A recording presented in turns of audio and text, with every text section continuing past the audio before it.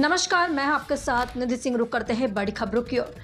यूँ तो भाभी की माँ समान होती है, लेकिन इस माँ समान भाभी को उसी की नंद ने दे डाली मकान के लालच में जान से मारने की धमकी। आपको बताते चले कि पूरा मामला चकेरी थाना क्षेत्र अंतर्गत शिवनगर चकेरी मोड़ कानपुर नगर के वार्ड नंबर 3 के शिवनगर चकेरी मोड़ कानपुर नगर सास के नाम से है। लेकिन घर के मेवा आपको चले मैंने और मेरे पति ने मेहनत करके निजी धन और श्रम के धीरे धीरे करके निर्माण कराया था तथा मेरी सास की मृत्यु के पश्चात 13वीं और अन्य संस्कार से नन ललिता पाल और अनुराधा पाल ने आने के बाद नीचे के कमरों में रहने लगी और बिजली पानी घरेलू सामान और दबंगे पूर्व प्रयोग किए कर रही है। दोनों नंद और अनुराधा पाल और ललिता पाल कल घर में आकर जान से मारने के इरादे से गला दबाकर कमरे में तोड़फोड़ किया गया। घर में पलंग में ऊपर रखे 2000 रुपये भी ले लिए। डायल 112 में सूचना दी गई। लोगों ने जान से खतरा महसूस करने पर प्रार्थी ने बाहर आए तो उनको उक्त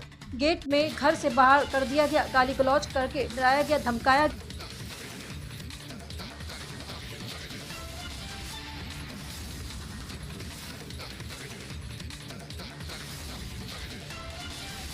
क्या मामला है?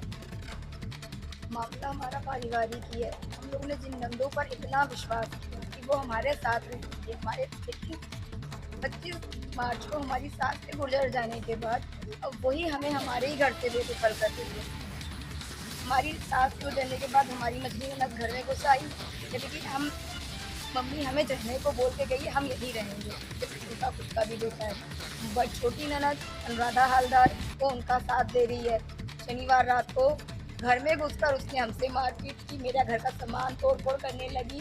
हमें छोटी ननद है मेरी, मेरे पति की बहन, हमें गाली गलौज दी, इतनी गंदी गंदी गालियाँ। शादी के बाद भी हमने बहुत सुना। ये थाना चकेरी का, हम शिवनगर, ये शनिवार रात की घटना है। घर में घुसकर उसने हम पर हाथ उठाया।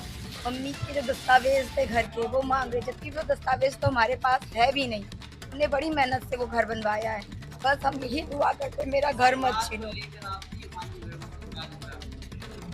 हमसे कुछ नहीं, बस वो हमसे ये चाहती कि हमारी उनकी प्रॉपर्टी से हम निकल जाए, क्योंकि प्रॉपर्टी हमारी सास के नाम पर है। हाँ, हमने कल सुबह से हम लोग बस दौड़े जा रहे। रात उनकी साथ हम बाकी लोग तो घर से निकल गए, बस मजली ननद फिर भी जबरदस्ती घर में बैठी हुई है। उन लोगों ने बुलवाया बट वो लोग बहुत देर में आए, लेकिन आने के बाद भी खाली नहीं किया मकान। मजली ननद आज हम कमिश्नर ऑफिस गए थे, उन्होंने कहा है कि सुनवाई करेंगे। हमारा बस यही है, हम चाहते हैं कि बस भगवान ऐसी बेटियां किसी को ना दे जो भाई को उसके घर से निकाल रहा हो। हम बस इतना ही कहना चाहते हैं कि वो हमारा साथ दे, हमें न्याय दिलवाए, हमें हमारा घर दिलवा दे।